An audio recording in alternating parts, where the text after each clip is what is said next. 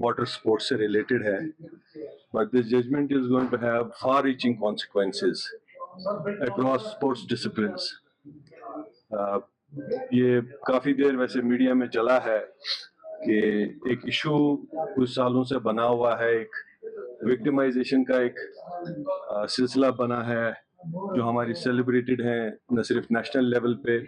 بلکہ international level پہ. مس بلقیس میر جو واٹر سپورٹس چیمپئن ہیں, کوچ ہیں, اور اپنی کنٹری کو, انڈیا کو, جموں کشمیر کو ریپرزینٹ کیا ہے ڈفرینٹ فوراز میں, انٹرنیشنل کمپٹیشنز میں ٹیمز لے کر گئی ہیں, مینٹورنگ کی ہے, اور جتنی بھی پرفارمنس, جو بھی میڈلز ابھی تک ہمارے جو واٹر سپورٹس کے بوائز اینڈ گرلز ہیں جو انہوں نے نیشنل لیول پہ جیتے ہیں, اور جنہوں نے JNK اسپورٹس پالیسی کے تحت کوالیفائی کیا ہے فار گورنمنٹ جابس, وہ سنگل ہینڈیڈلی ہم کریڈٹ دینا چاہیں گے آفیشلی مس بلقیس میر کو, جنہوں نے نرچر کیا اس ٹیلنٹ کو رائٹ فرام دا بگننگ. ان کی جرنی تو بہت لمبی ہے, یہ خود بھی بتائیں گے, لیکن جہاں تک ہمارا تعلق ہے, میں پچھلے کئی سالوں سے JNK واٹر سپورٹس کے آکنگ کنوئنگ کا ایسوسیشن کا پریزیڈنٹ ہوں. ان سے بھی آپ واقف ہیں, یہ ڈاکٹر برہان بزاز ہیں,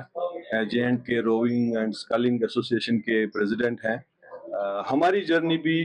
تھوڑی بہت ان کے ساتھ رہتا ہوں. جب اس ججمنٹ کو دیکھتے ہیں, اس میں جو فیصلہ سنایا گیا ہے وہ تو ہے ہی ہے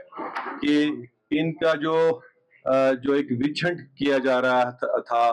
جو سسٹم میں رہ کے کچھ لوگ, we don't know in identified لوگ کون ہیں, وہ ان کو بے نقاب کرنے کی ضرورت ہے, جو چاہتے تھے کہ ان کو نہ صرف پرسنلی بلکہ پروفیشنلی بھی ان کو ڈیمیج کیا جائے, ان کی ریپوٹیشن کو خراب کیا جائے اور JNK واٹر سپورٹس کو نقصان پہنچایا جائے. We cannot offhand say کہ یہ کون لوگ ہیں, but within the system ہے. That much we know, we understand, and that within the system کچھ black sheep ہیں جو اس سپورٹس کو خراب کرنے کے اوپر تلے ہوئے ہیں. ہماری مانگ یہی رہے گی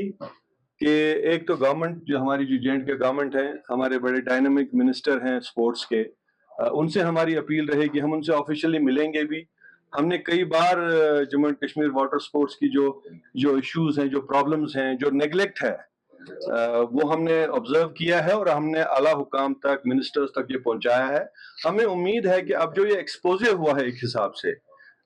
میں نے جیسے کہا, جب آپ اس ججمنٹ کو دیکھیں گے, اس میں کچھ ٹرمز کا استعمال کیا گیا ہے. ایک تو ان کے کنٹریبیوشن کا, جو ہم بات کر رہے ہیں, جو میڈیا بات کر رہا ہے, جو ان کو جانتے ہیں, جنہوں نے ان کے سفر میں ساتھ دیا ہے, ان کے کنٹریبیوشن کو وہ بخوبی جانتے ہیں. لیکن جو کورٹ نے بھی ہائی لائٹ کیا ہے کہ انہوں نے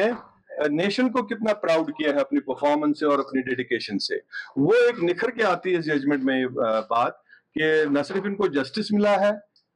ہم شکر گزار ہیں. یہ لاسٹ لائن آف ڈیفense ہوتی ہے جوڈیشری ہماری, خاص کر کانسٹیٹیوشنل کورٹس جو ہیں.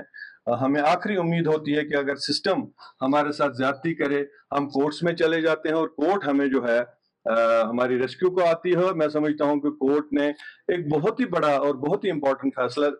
لیا ہے, لیکن ہماری مانگ یہی رہے گی اور ہم اس پہ پرسسٹنٹ رہیں گے. ہم اس میں اعلیٰ حکام, منسٹرز, سرکار کے پیچھے رہیں گے کہ اس بات